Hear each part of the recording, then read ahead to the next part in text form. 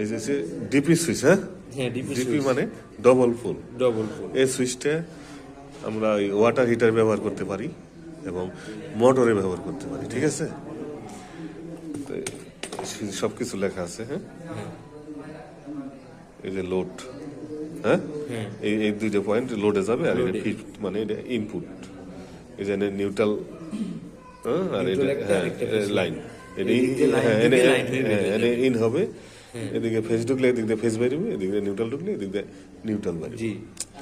যখন আমরা সুইচ বন্ধ করব, লাইন নিউট্রাল দুইটাই বন্ধ, ঠিক আছে? তাইলে আমাদের কোনো বিপদ নাই। আর আমরা যখন এই অন্য সুইচ ব্যবহার করি,